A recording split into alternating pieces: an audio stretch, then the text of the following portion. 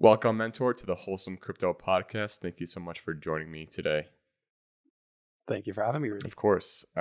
You're working on a really interesting project that's a public good, the OnionDAO.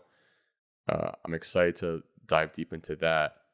But we know that you're a developer or who was originally a biologist turning into a programmer. So I want to definitely learn more about your story and how you transitioned over before you even heard about crypto. So give me a little rundown of who Mentor was before ever hearing about crypto. Before crypto happened. Um, yeah, so like you said, the onion dot thing is like the proximal reason that we're talking today. So just for people who don't know what they're tuning into, you can earn POAPs by doing good things, hmm but we'll get to that later. Yeah, no, pre crypto. So I did my undergraduate in the south of the Netherlands. I'm from the Netherlands, so if you hear a slightly odd accent, that's where that comes It's a from. cool accent. Um, Thank you. Well, so the stereotypically Dutch accent is actually horrible, but very easy to recognize once you've spotted Yeah. it. But I'm happy I don't have a very strong strong version of it. But yeah, so I studied in the south of the Netherlands in Maastricht, which is basically just France pretending to be the Netherlands. I'm gonna offend some people. Um, but yes, I focused mostly on biology there. Did a little more arts and science type program, so that left a lot of freedom to choose.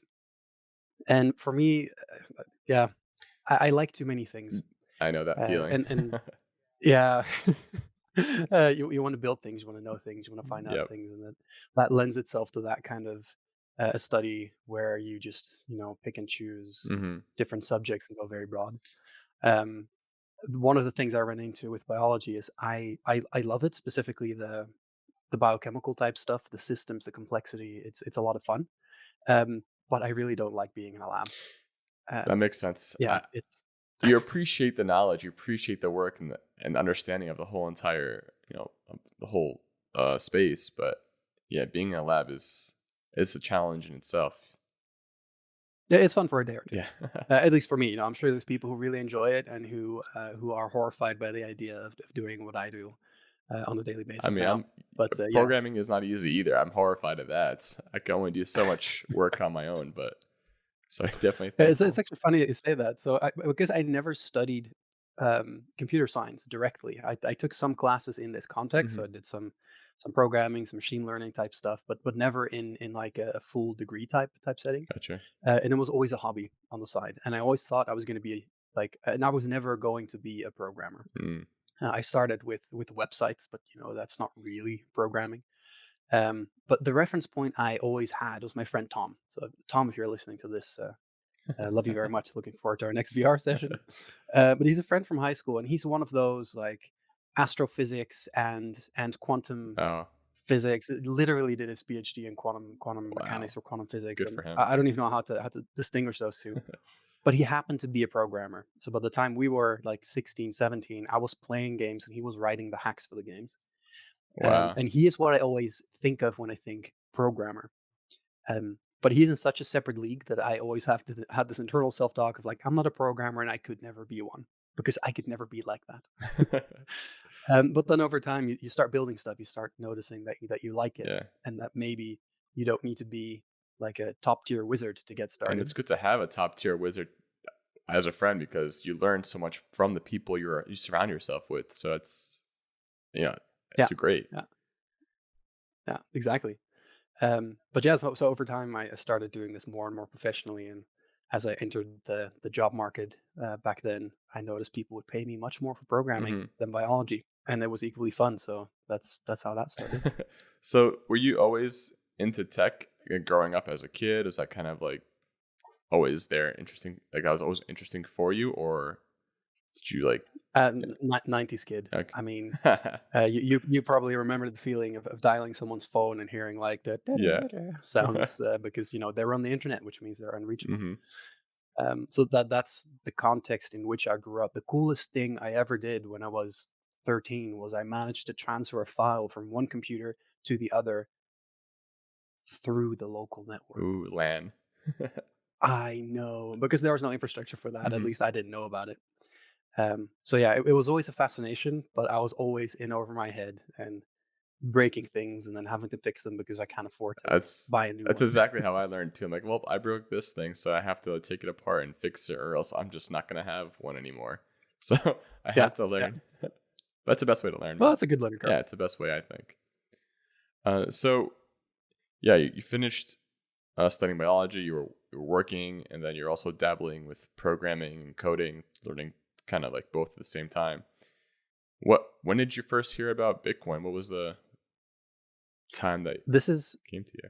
actually during my studying biology. I always so at this point I still thought I was going to be a biologist and I was going to work in a lab. And then I participated in this entrepreneurship type program Mm, that, like in this kind of student environment, there's events going on all the time. And I found a flyer that said 3 day startup, build a startup. And this sounded very nice and glamorous and exciting. mhm, So I applied for that, spent a weekend there, and sort of through that got into the local like group of entrepreneur people. mhm. And that's like a whole network unto Yeah. itself. And I didn't feel like I was supposed to be there or belonged there, but they were great people. So I sort of, you know, spent time there. Then one of them invited me to come to a conference in New York, which I could definitely not afford.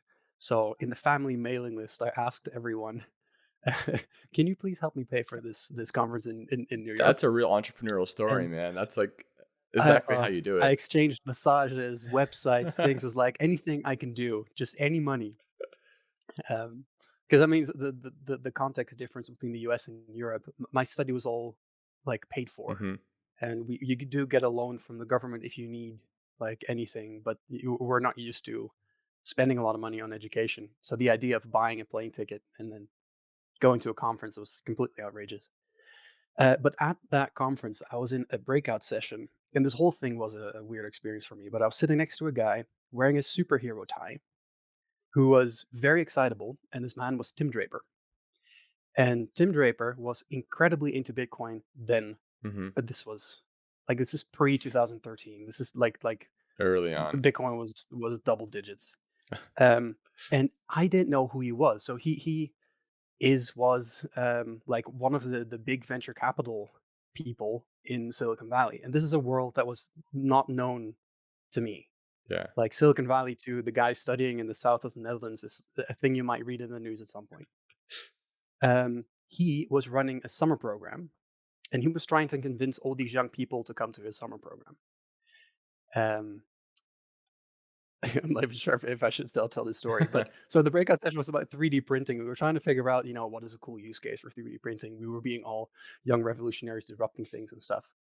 Um, and he, no blushings, like, yeah, I think 3D printed sex toys are the way to go. I mean, that makes sense.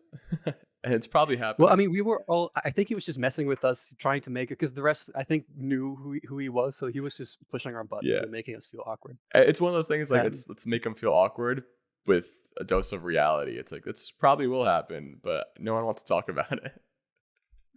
yeah, it was an experience. Yeah, That's pretty but funny. anyway, so I ended up going to that summer program there. That was like the Silicon Valley vibe, and the only thing anyone was talking about was Bitcoin. Whereas, Oh. this is the time where you guys already had like Tinder and stuff, and we hadn't realized that existed yet. So Did we have Europe was Tinder? a couple months or years Wow. behind. Well, I mean, you had Bang with Friends, which turned into Hang with Friends, which was then superseded by Tinder, I think. I didn't even know those existed. I was probably like a college girl or whatever, so it didn't matter. Well, I mean, I've been in a relationship since before then, so I'm afraid I don't even know what it's like. But yeah, so that's the start of my crypto. Nice. So then, but did it make sense to you? So Tim Draper was talking about it. Your other colleagues at that time were talking about it. So was it like a light bulb coming on top of your head that it all makes sense? Bitcoin's the future, or were you like, this is just weird tech that I'm not ready to Well, I understand. mean, at that point, I go there. I'm in like around San Francisco. Everyone is excited about this thing. Hmm. I just think it's a cool technological construct. I'm not even at that point comfortable enough calling myself a programmer, but I sort of understand the tech behind it.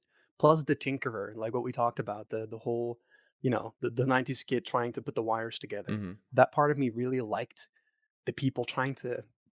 build Bitcoin miners and transfer money back and forth. And the complete mayhem and chaos is something I really enjoy. So Yeah. that was happening all then. So did I see the future potential? And I didn't even know what monetary system meant at that point. That's why I love Bitcoin. They Um, teach you so much about like law and monetary systems and social systems. It kind of like forces you to understand how money moves and how the government uses money. And I'm very appreciative for that because school never taught me that. It taught me very little, but like likewise.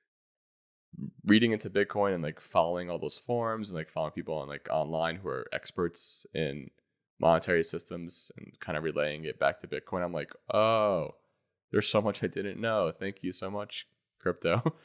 Yeah. Yeah. In the beginning, especially back then when it was less mainstream, you felt like a conspiracy theorist the whole time. Yeah. Like trying to convince someone that commercial money and public money are two different things, Hmm. that the government's money and the banks' money aren't the same. Like no one, I mean, to be fair, my like sources could probably do with some more legitimification at that point, if that's even a word. But yeah, it just felt like Wild West and there was no documentation about anything. Hmm. And then, so this kind of, yeah, I mean, I feel the same way too. Is like it got me excited because of the disruption factor of Bitcoin and what it's doing. And kind of like, oh, is this going to happen? Is this going to go somewhere? Oh no, the price dropped again. The price went up again. So it's going to happen. It's not going to really happen. Like the roller coaster ride is a lot of fun and the excitement around it is awesome. And the tech building around it was equally as exciting. Yeah, having skin in the game is underrated. Hmm. So then, what came out of this program? Did you join the summer program? Yes, I did. It was like a couple months. It also took more bargaining Hmm. because apparently it is normal for a summer program in the US to cost a couple $1,000s. Yeah, Um, everything. that's money I didn't have or had access to. I mean, my mom's. I mean, don't get me wrong. Like, I was perfectly middle class in the Netherlands. Like I was perfectly taken care of, provided I wasn't trying to go to the US and do the US Hmm. things. Um, so that involved convincing them to give me a rebate and basically doing the same thing as with my family, being like, "Well, I can do this, I can do that, I can, I'll do stuff." And to their credit, they were like, basically, they drew the conclusion you said before as well. So like, that sounds entrepreneurial. I guess we could do with some European exotic people. I love that. That's awesome you got support too. I mean, I think that is a smart way is to work for your cash, like really evaluate. If you were just, that's like, for me, it's whenever I put my own money into a project, for some reason, I want to work more at it. Mm, I get paid as from a job to work, and I'm like, ugh, but I'm being paid. Like, yeah, why am I arguing? Why am I complaining? Why would I feel better if I paid money to do something? It doesn't make any sense, but it's like that passion, that drive. yeah, brain's gonna brain. Hmm. Yeah, but then so basically that all snowballed into learning about Bitcoin. Then Ethereum sort of came onto the block. I remember we did the shadiest things in the beginning, like not illegal shady, but more. Before ICOs were a thing, people were already trading Bitcoin stocks on something called Havelock Investments, Oh, which was some like stock trading thing specializing purely in Bitcoin shares, where you could deposit Bitcoin and it was mostly miners and like you could deposit Bitcoin and buy like stocks in these miners. I mean, they were somewhere in Panama and it was all like it was quite dodgy. But me and my brothers and some friends, we were really really into this. We knew nothing and we thought we knew everything. yeah, classic. The number went up, the number of Bitcoins went up, and then one day we woke up and we lost 90% because the one miner we invested in went bust. Oh, And I mean, these weren't like huge but to them. To us then, it was huge numbers. But now it's maybe a month's like yeah, salary, which is not insignificant, but not the end of the world.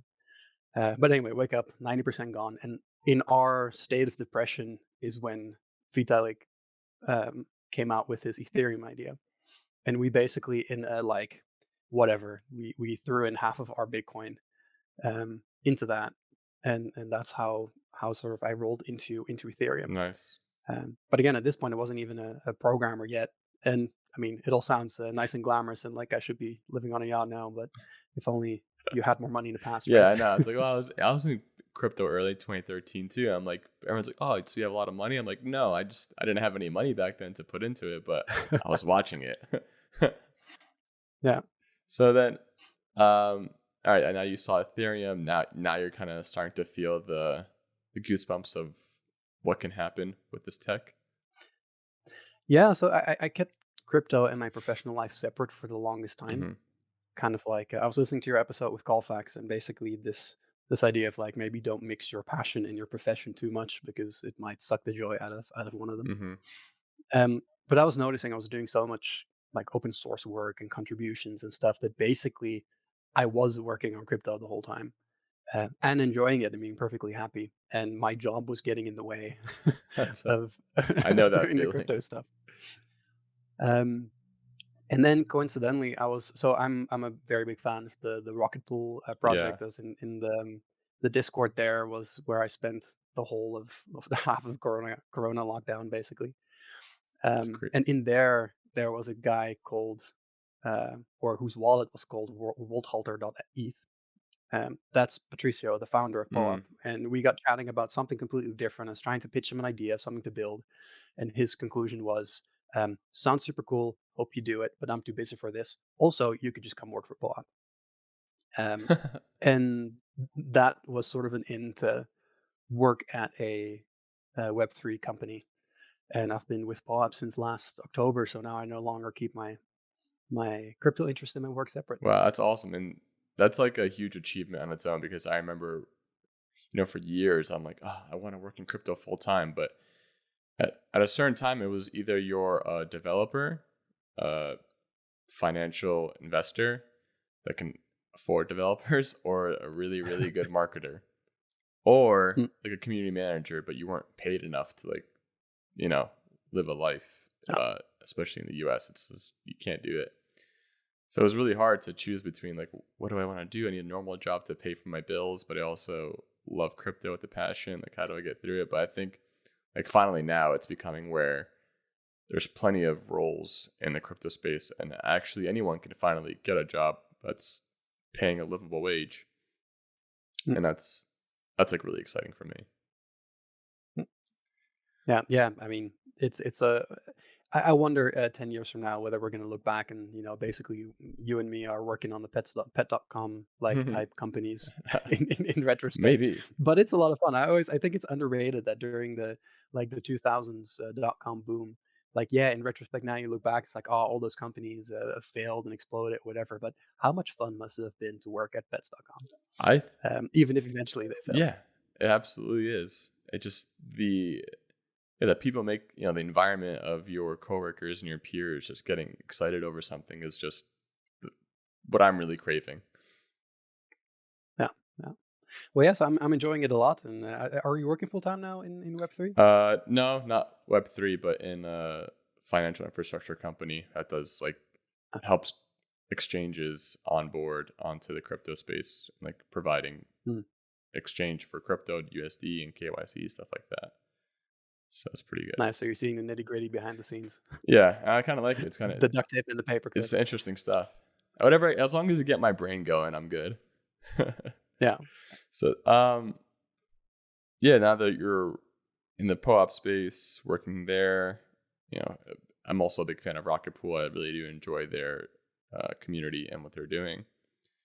How did you start feeling out that you want to build a project on your own, which is the OnionDAO, and how, how'd that start off and how's it going?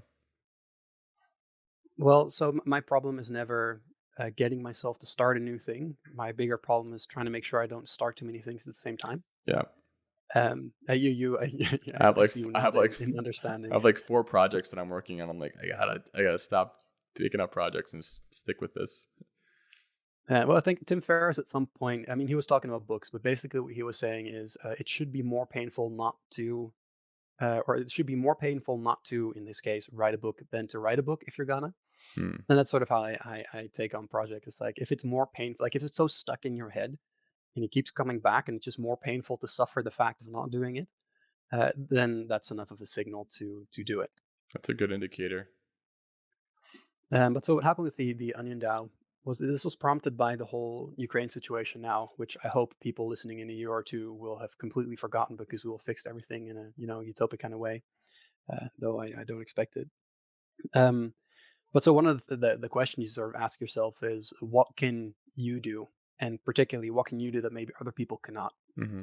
And I'd had this kind of a similar thought before when I was traveling in with my now wife in Rwanda. We went to the genocide museum there, um, and one of the patterns you see in conflicts um, is that the open and secure flow of information generally is a good that can prevent a lot of suffering. So in the case of the Rwandan thing, um, I don't remember the specifics, and I should probably look them up. But there was one general that could have basically sent a signal to I think it was to the UN higher ups, being like, this place here, it's gonna blow and it's gonna be terrible. And we should step in now. But he felt like he couldn't because he was worried it would tie back to him. Wow. And of course, being a programmer, the first thing you think is like, but that's what encryption technology is for. Yeah. And to hammer everything's a nail. This wouldn't solve everything. But then a similar thought sort of popped up with this whole Ukraine Russia thing, where if you are Russian and you cannot access Western media because that is blocked behind a censorship wall, that means that you perhaps don't even know what's going on. And one of the ways in which you could circumvent that is the Tor network and the Tor browser that they developed, which is beautiful and amazing. It's an anonymity system. So when you open the browser, their Tor browser, when you go and press something into the URL, you are guaranteed that it's going through an anonymizing network, and you don't need to know how it works. You don't need to pay for it, like with the VPN. The analogy I like to use is a VPN is kind of like you're an awkward teenager, you want to buy condoms, but you don't want to go to the store yourself. So you ask a friend who, will be your face to go to the store on your behalf. So the store will never know and you don't have to go through the awkwardness, right? Yep. However, there's one friend, one point you could pressure, and if that friend is fulfilling the privacy service for all the friends, then if the government decides we want to crack down on people buying condoms, they can go to your friend and be like, "Tell me everyone who you've provided this service to," Hmm. and that's an analogy to VPNs. So when you use a VPN, you're basically asking another server to, on your behalf, open some resource. But you could lean on this VPN provider, or as a government, you could say, "We're just going to block access to that VPN to that person," which would make it obsolete. What the Tor network does is it just has a whole crowd of volunteers. One layer are entry nodes. So basically, it's people you can go to and say, like, hey, I want to buy condoms and I'm too awkward to do it. This person will go to the next person. We'll go to the next person. We'll go to the next. We'll go to the next. We'll go to the next.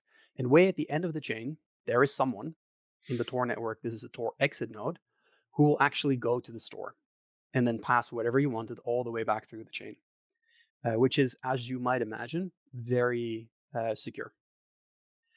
Problem being, there's not a lot of people willing to, for free, because this is all volunteers, run an exit node because it feels very risky. Because on behalf of all these people you don't know, you're going to do all sorts of stuff, most of which will be legal, but some of which will be illegal. And that feels like a liability. But that's the internet for And you too. Like as ISP provider, as an internet service provider, you have illegal things going on. Like it's just you can't control the entire world, but you just hope that there is mostly good coming out of it. yeah, well, I mean, so you can do sort of aggregate analysis and look at, how much of the network appears to be legal or illegal. Hmm. And it is just like with crypto usage, the vast majority is legal usage. But just people, in the case of Tor, who maybe don't want people to know they're browsing a certain thing. Or, I guess, this could fall under a definition of illegal, but a dissident trying to open a foreign news website. These are not terrorists. This is not child porn. This is not all the things that we hate. Hmm. Um, and one thing that the Tor community points out themselves is the true criminals have better networks than Tor. Like they have their own botnets. They, the real baddies, they're not relying on this thing. and even the low-level baddies. One example I use often when describing this or VPNs is when you think of terrorist attacks.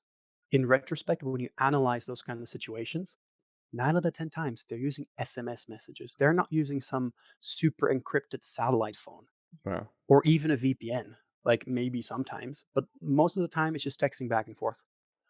That's wild. Um, That's so wild. I know, but then thinking about this anonymity thing, usually you're protecting people who need it.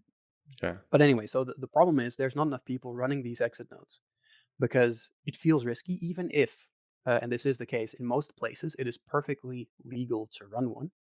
But it feels like a hassle. You're going to pay for it, Yeah. and what do you get? Yeah, fuzzy happy Yeah. feelings, and the fuzzy happy feelings are the people who are running them right now. And this is one thing I kind of have a problem with the internet and the world as a whole. We have a lot of public goods, where a public good is something that we all use, but when you use it at the point of usage, you don't pay for it. When you go outside and you breathe the air, you don't pay for that. Hmm. We just have rules about how many chemicals people are supposed to put in the air, and for the rest, it's shared. Same with roads in most countries. The roads are there, and we don't care if you are someone who will use the roads once a month, or you're a company that's going to send trucks upon trucks upon trucks. Depends if you live in New I mean, Jersey, there's though, whole roads. because in Jersey, you get taxed Yeah, so on the roads like crazy. there we go. Well, I mean, so the realities can be more messy, Hmm. but the idea of a public good is we all use it, and no one in particular pays for it. We just sort of pay for it.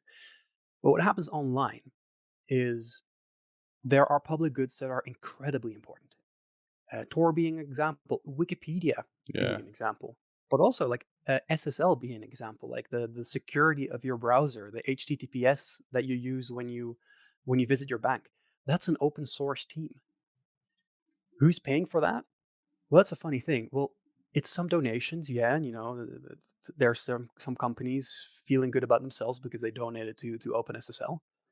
But there's a whole like there's that really funny XKCD comic where they sort of like show the pyramid of software, and then like on the left bottom corner of the pillar, it's like that one library maintained by this guy in Arkansas who does it on the weekends. That is how the internet works, and there's no proper funding for these public goods, Hmm.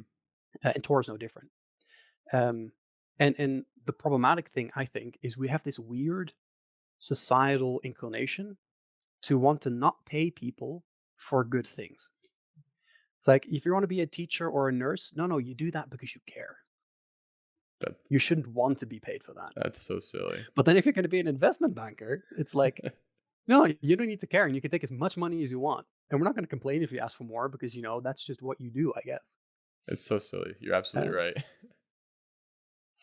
but then combine those two things, and we are basically incredibly lucky that there are lunatics like us out there who spend their time building stuff for free because we like it.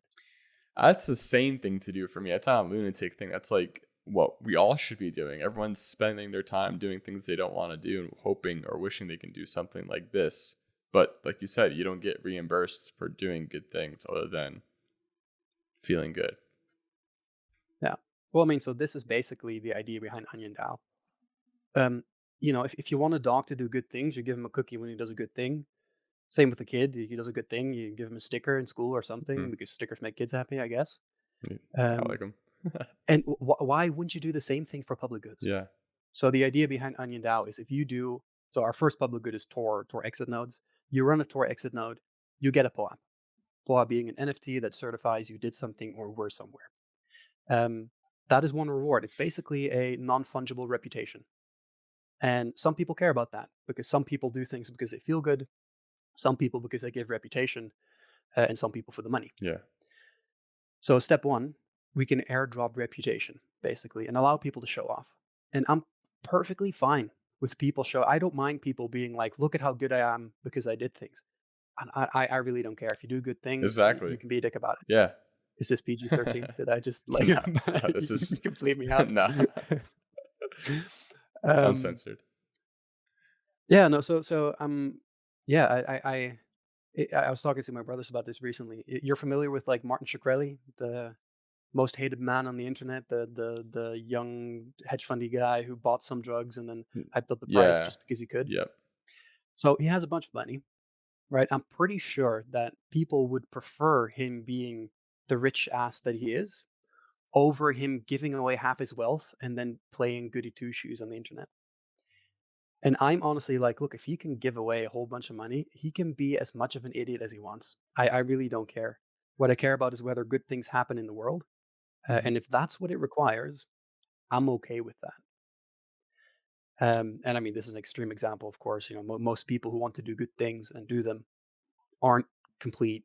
I'll stop swearing so much, but you Go get what for I'm trying to say. it. But yeah, Um, it makes sense because like it's like those videos you see online of people like taking a video of helping, I guess, someone in need or someone who's homeless. I'm like, the comments are half and half. The comments like, "Oh, sweet, you did something nice." And other comments like, "Oh, why are you recording this? Like, why can't you just mhm. do it as a good person, not try to get likes and comments and fame and make money off just recording yourself taking care of someone in need?" Like, it's a back and forth battle, and I see both points. But you're right. I mean, like, as long as something good is happening, and hopefully someone else that watched that video is more willing to do the same thing and help someone else out in need. And if enough people do that, then everyone's helping everyone out and taking credit by recording themselves doing it. And it's kind of working, at least better than Yeah, what we had well, I think before. one of the interesting things in the crypto community is there's this understanding that incentives matter, Hmm. right?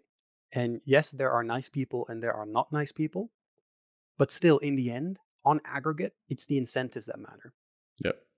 So, what with OnionDAO, the idea is we're just going to create incentives for things that we want to have more of. And so, step one, airdrop POAPs for doing good things. But then in the future, I'm perfectly fine creating an airdrop of ERC20s Hmm. proportional to how many POAPs people have. Because one other problem you run into with a system where there are people wanting to support public goods is the structure and mandate of the big players is very limited. Think of it a little bit like in the financial markets. You have on one side the pyramid of how much activity happens, and on the top is large index fund equity type things. There are very few big indexes. There are more public equities, and like that, there are layers and layers that build on each other. The public equities mostly exist like they do now because venture capital and other investors are seeding younger companies to grow.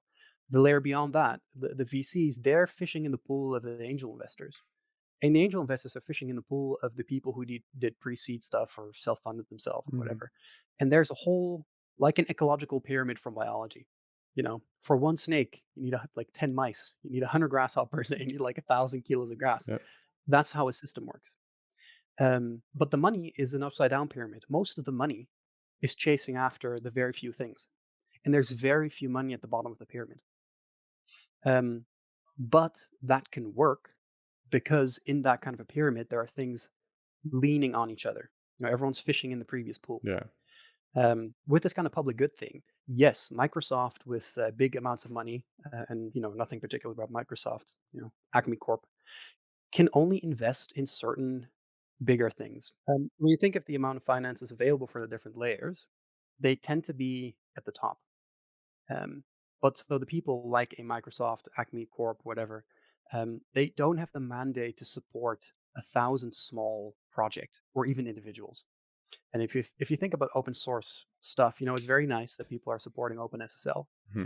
Um, but that random guy supporting the time library, 2 hours a month, he's just not going to get support. And the pyramid that you could build is basically saying, right, if you do good things, we airdrop you reputation tokens, in this case, POAPs.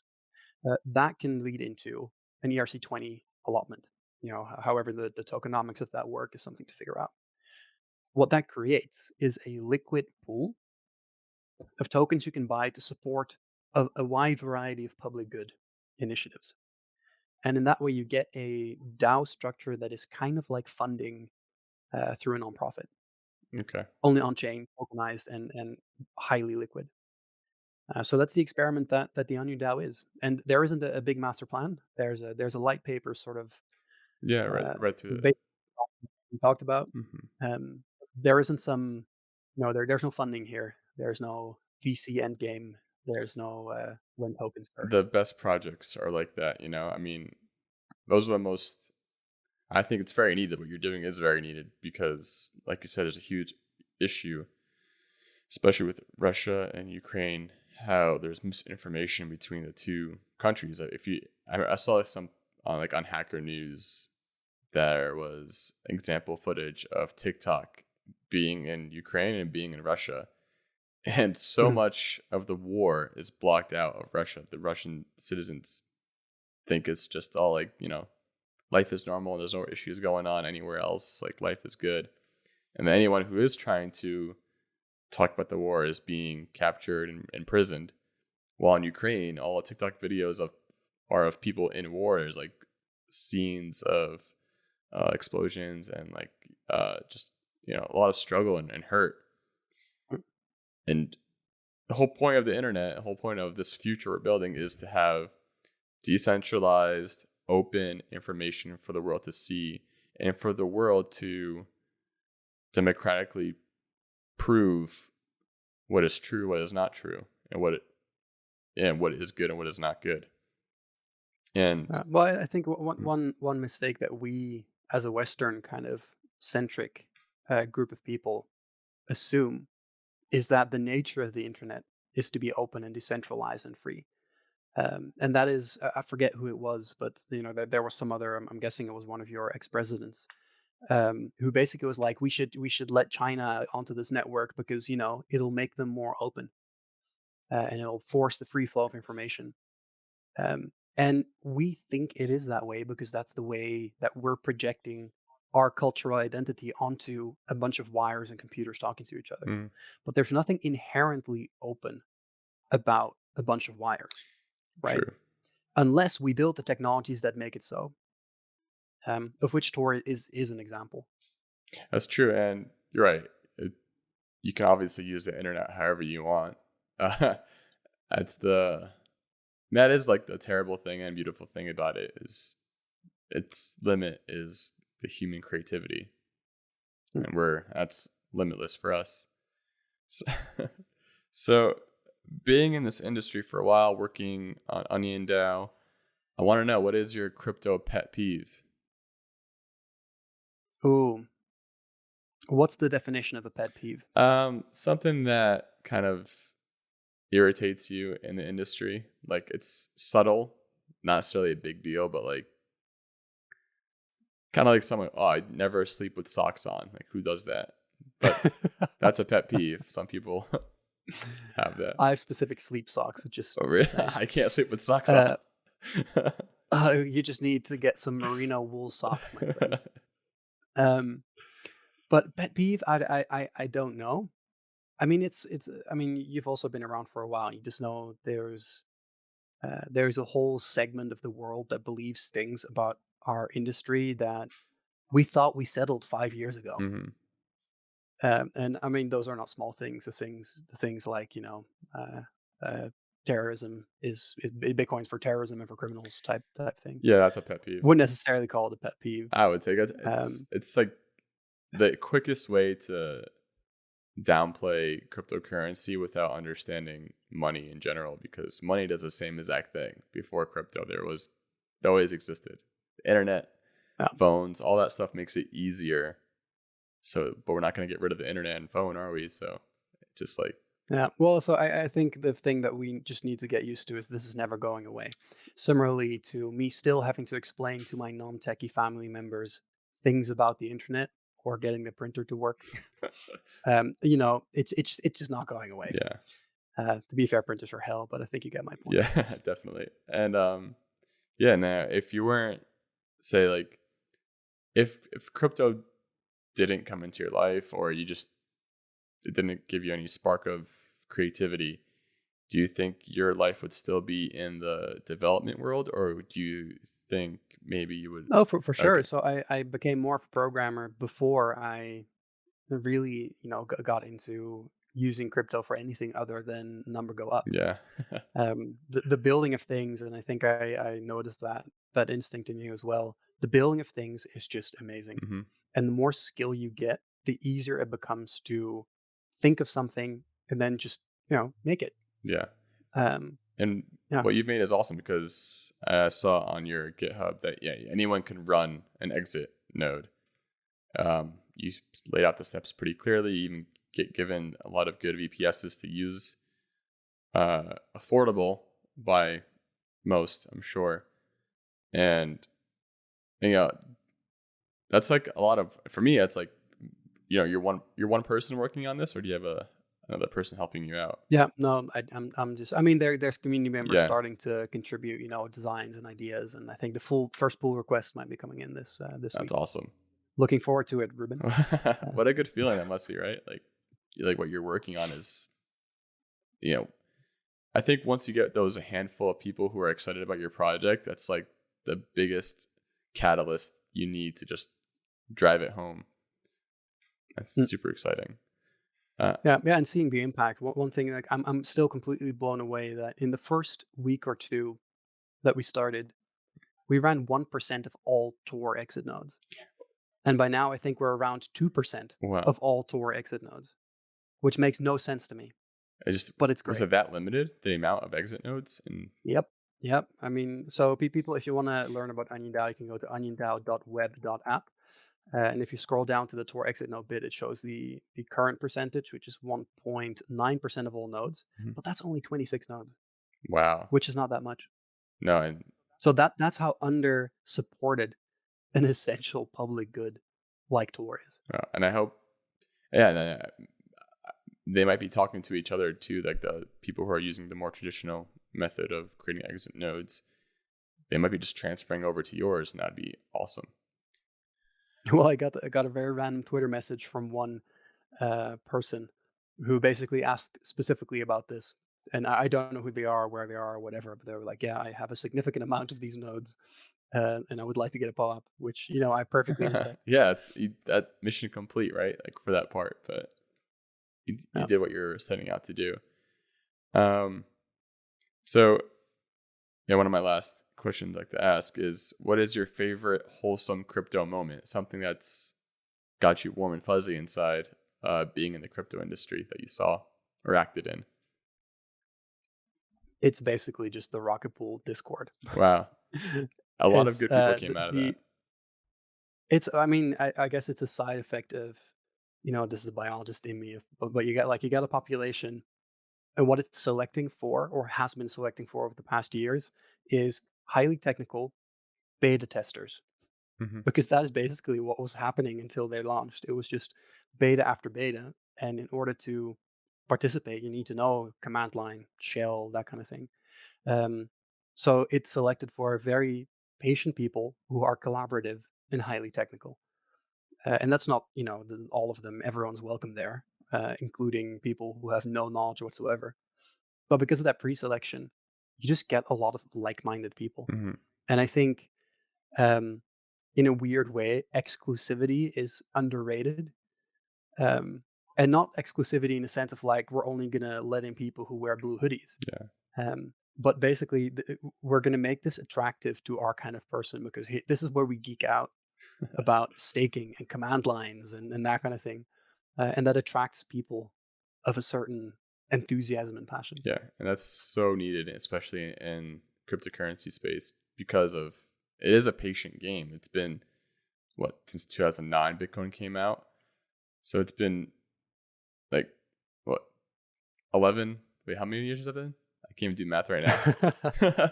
You want to count COVID as years or not? It's like like 12, 13 years since then. So it's Mm, pretty insane how long it's been, but how much has happened mm, in that 13 years.